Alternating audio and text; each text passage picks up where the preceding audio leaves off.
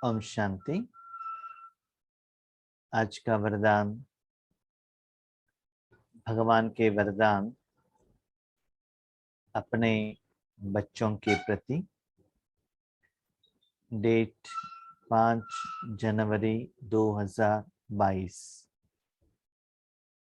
वरदान है, दृष्टिपन की स्मृति से निमित्त समझ हर कार्य करने वाले डबल लाइट भव। दृष्टिपन की स्मृति से निमित्त समझ हर कार्य करने वाले डबल लाइट भव। रिसेंट 4-5 दिन से हम लोग सुन रहे हैं, हर वरदान में बाबा डबल लाइट के बारे में बता रहे हैं। जो भी चीज जितना लाइट रहता है उतना उड़ सकता है। तो आत्मा भी जब भारीपन में रहेगा तब उड़ नहीं सकता है। कभी कभी मन में या तन में कोई बोझ रहता है, तब आत्मा को नीचे आना पड़ता है। नीचे माना भ्रकुटी से नीचे नहीं, वो बंधन में आना पड़ता है।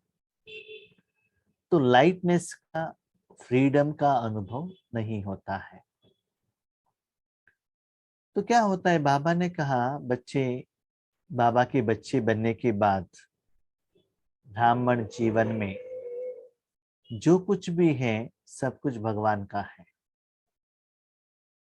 कोई कर्म में अपने को मालिक समझते हो तो कर्म का फल का जिम्मेदार आप बन जाते हो, तो वो बोझ आपके ऊपर आ जाएगा। ट्रस्टी माना ठीक है, निमित्त, जो कहा है उतना करना है बस। न प्रॉफिट, न लॉस, न सैलरी, न कोई कर्मों का फल का एक्सपेक्टेशन। तो ये स्थिति कब आएगा? जब आपने सब कुछ बाबा के हवाले कर दिया है। बाबा जो भी पुरुषार्थ करना है करो, संकल्प करना है करो, सेवा करना है करो, सब कुछ आपके हाथ में हमने दे दिया है।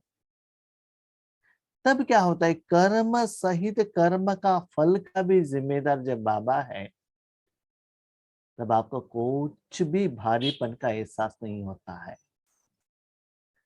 लेकिन आज ईश्वरीय जिंदगी हम लोगों को मुश्किल क्यों हो रहा है? क्योंकि अमृत वेले मुझे उठना है, योग मुझे लगाना है, पुरुषार्थ मुझे करना है, सेवा मुझे करना है, मेरा परिवार है, मेरा परिस्थिति है, मेरा विघ्न है, मेरा काम है, मेरे बच्चे हैं, मेरा शरीर है। क्या मेरा शरीर? एक साधन। घर एक साधन। साथ में रहने वाले आत्माएं, पाठ करने के लिए आए हुए एक आत्माएं हैं। कौन है मेरी? आपने समझ लिया कि मेरे हैं। हाँ, आपके ही है। क्यों? आपका कर्मों का हिसाब किताब के कारण ही वो मेरे हैं। ओके, मेरे होने दीजिए, लेकिन उन मेरे से अच्छा वाला ले लीजिए ना। बुरा क्यों लेते हो? मेरा परिवार है तो खुशी में रहो ना, टेंशन में क्यों रहते हो? नहीं नहीं, हम मेरे वालों से अच्छा ही लेने चाहते, लेकिन वो बुरा देते हैं ना, क्या करें? क्योंकि आपने बुरा दिया था। इसीलिए आज से वो मेरापन को खत्म करो। मैं ट्रस्टी हूं, ईश्वरीय कार्य के लिए निमित्त हूं। मैंने साधन सहित कर्म का फल भगवान को अर्पण कर दिया है। तो क्या होगा? सब कुछ के लिए भगवान जिम्मेदार है, तो असफलता होने का चांस ही नहीं है, नो चांस। तब बाबा आप ये नहीं कह सकता बच्चा ऐसे पुरुषार्थ करो, ऐसा सेवा करो, नहीं, जो कुछ भी करना है दे दिया ना, कर दो ना। इतना लाइटनेस का फीलिंग। लेकिन दुनिया वाले इतना टेंशन में है, दुनिया वाले नहीं, हम ही टेंशन है। कब आता टेंशन में? मेरा काम, मेरा उसमें भी स्पेशल याद रखिएगा, जब ईश्वरीय सेवा का बात आता है, ईश्वर ज्ञान सुनाने का बात आता है, योग के बाद आता है, तो उसमें ईश्वर मास्टर है, उनके आगे आप नहीं जा सकते हो। पतित पावन शिव बाबा है, लोगों को ज्ञान देने वाला शिव बाबा है, हर मनुष्य आत्माओं को ज्ञान देने वाला, ईश्वरी ज्ञान देने वाला, आत्मा का पहचान देने वाला शिव बाबा है। स्थापना, पालना, विनाश शिव बाबा का काम है। तो मैं कौन? इंस्ट्रूमेंट हूं ना। तो इंस्ट्रूमेंट्स को इंस्ट्रूमेंट रूप में ही रहना चाहिए, मालिक नहीं बनना चाहिए। इंस्ट्रूमेंट में दैट इज डेड, एक जड़ चीज है। हाँ, लेकिन जड़ बन के तो देखो कितना खुशी होता है, कितना लाइटनेस का फीलिंग होता है। जब मेरे मेरे करते हो ना, तब मुश्किल आता है।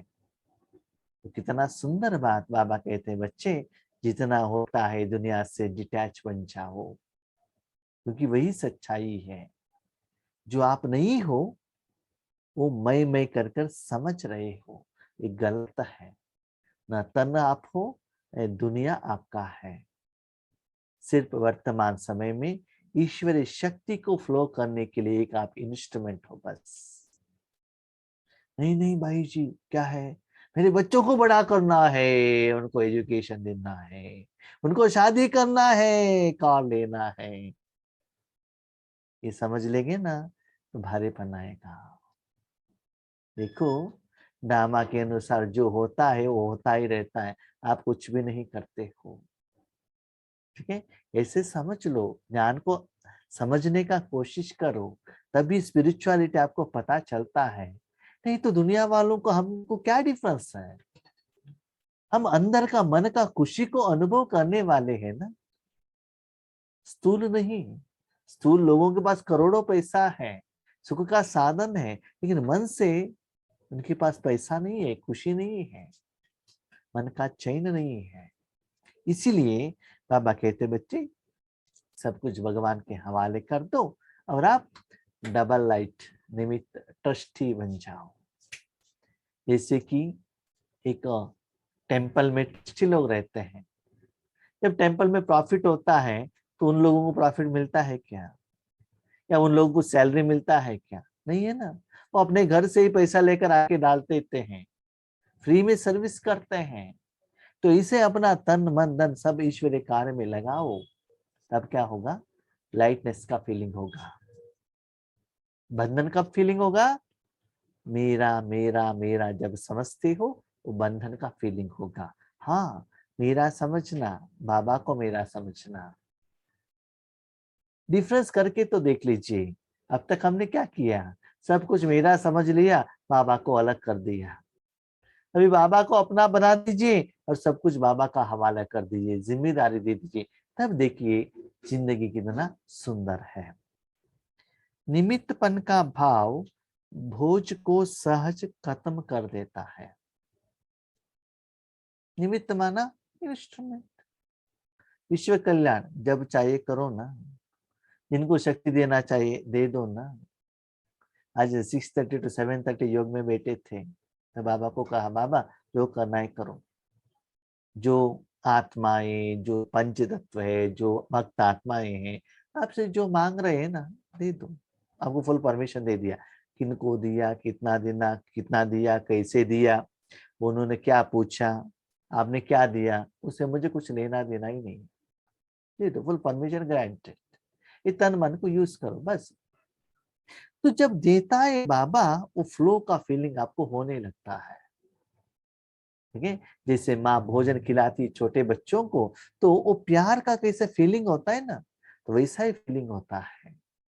नहीं तो कभी कभी माँ क्या कहती है, बच्चे ये पैसे उनको दे दो ना, ये चीज उनको दे दो ना, ये चॉकलेट उनको दे दो ना।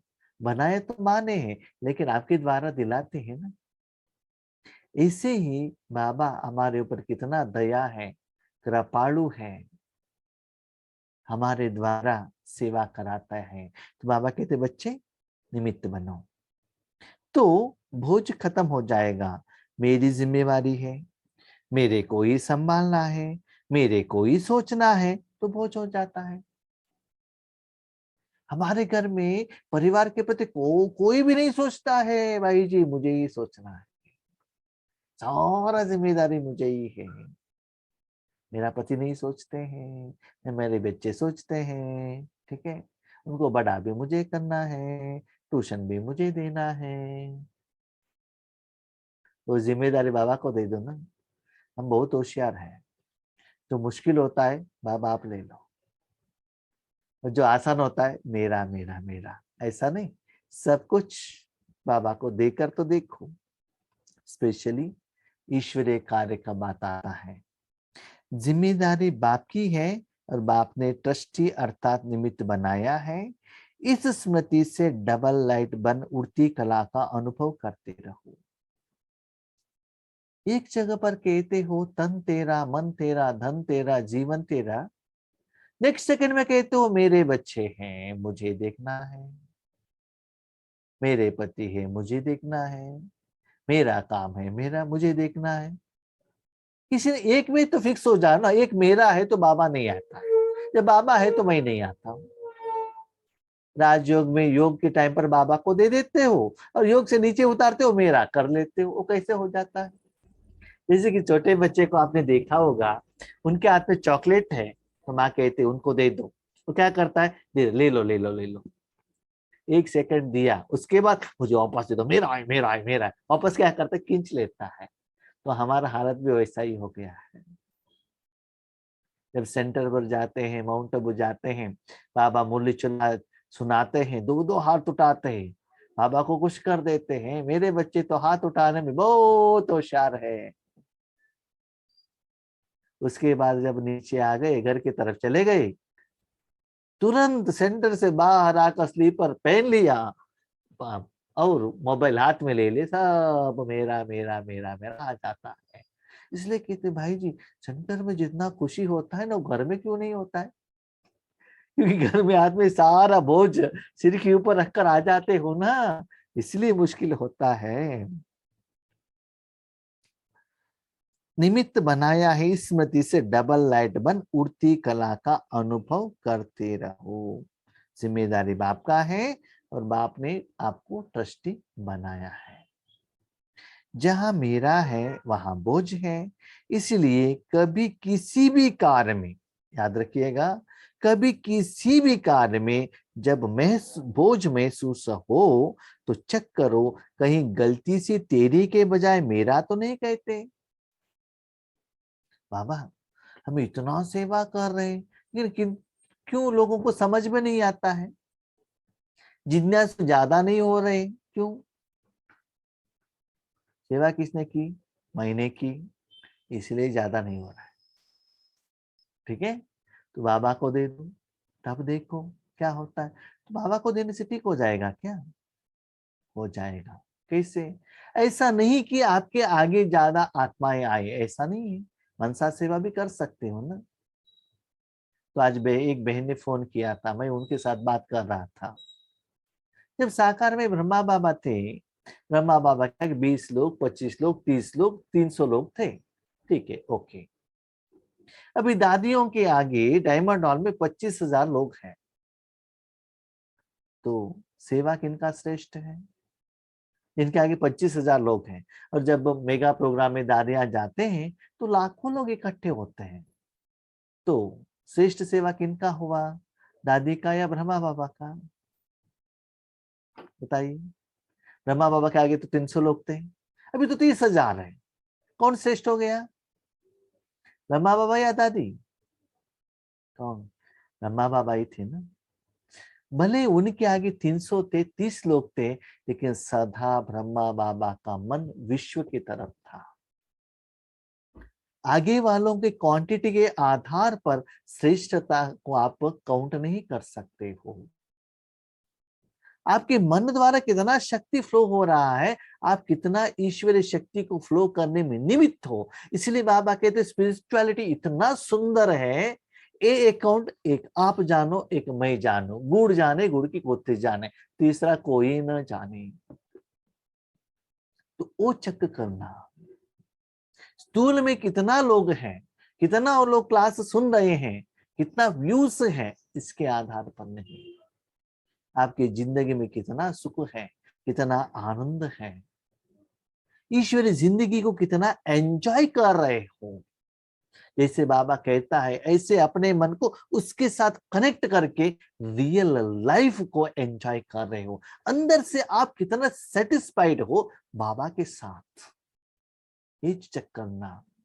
दिन ब दिन बेहद में जा रहा है क्या ईश्वरी सेवा में, मन उतना खुश हो रहा है क्या, ये अपने से स्वचिंतन स्वदर्शन द्वारा स्व चेकिंग करते चलो, तब ईश्वरी जिंदगी में मजा आएगा। इसीलिए कभी भी ऐसा महसूसता होता है कि जितना फल मिलना चाहिए उतना नहीं मिला, तो चेक करो, हाँ बीच में थोड़ा परसेंटेज मैं तो नहीं आया, कर्म के पहले, कर्म के समय में, कर्म के बीच में, या लास्ट कर्म के फल के समय पर। जितना कर्म से स्टार्टिंग से एंड तक जितना मैंपन आता है, उतना सफलता में परसेंटेज कम होता है। जब सारा जिम्मेदारी बोझ लेने के लिए बाबा रेडी है, लेने के लिए आप रेडी क्यों नहीं हो?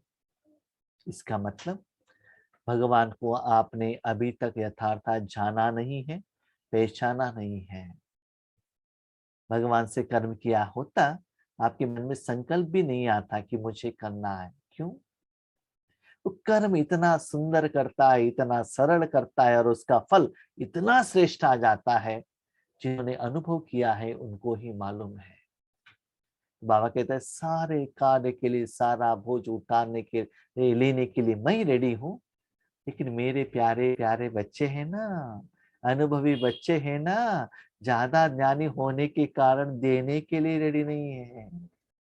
जब आप देते नहीं हो तो मैं क्यों ले लूं? ठीक है, तो डबल लाइट बनना है, तो सारा बोझ बाबा के हाथ में दे दूं। स्लोगन, हर बोल में आत्मिक भाव और शुभ भावना हो तो कोई भी बोल व्यर्थ नहीं जा सकता। इसी आत्मा के आगे जो भी बात करते हो, चाहे स्थूल में, चाहे सूक्ष्म में, चाहे मोबाइल में, चाहे व्हाट्सएप में, चाहे ईमेल में, सूक्ष्म मन के द्वारा जो भी बोल बोलते हो, आत्मिक बोल माना आत्मा के कनेक्टेड, आत्मा की उन्नति के लिए, आत्मा की श्रेष्ठता के लिए, निर्माणता के लिए, शुभ भावना शुभ कामना युक्त आत्मिक भाव और शुभ भावना हो, उसमें कोई व्यर्थ नहीं होता है। क्योंकि रिसेंटली बाबा कह रहे थे ना, व्यर्थ के बारे में और डबल लाइट, ये दोनों बात कह रहे हैं। जितना व्यर्थ है उतना भारीपन आता है। वे तो व्यर्थ तो नहीं सोचते हैं, लेकिन शरीर को देखकर, शरीर के कारण, शरीर के लिए हमने कुछ भी सूक्ष्म में भी संकल्प किया, वो भी व्यर्थ के खाते में आता है, क्योंकि वो समर्थ नहीं है। क्योंकि आगे वाला आत्मा है, आपको आत्मा के साथ संबंध है, और आप भी आत्मा हो। जो हो, जैसे हो, जिसके साथ आपका अकाउंट है, वैसे समझकर कर्म करना, उसको है कहते समा अर्थ एज इट इज। ठीक है, इसीलिए शरीर को मत देखना, शरीर के लिए नहीं सोचना, शरीर को देने के लिए भी संकल्प मत करना। जो भी अकाउंट है आत्मा के साथ में है, आत्मा को देखना, आत्मा समझकर हर कर्म करना। उसके आधार पर आपका मन का, मुख का, मोबाइल का बोल हो, वो व्यर्थ नहीं हो सकता, तब आप समर्थ बन जाएंगे। ठीक है, अच्छा, ओम शांति।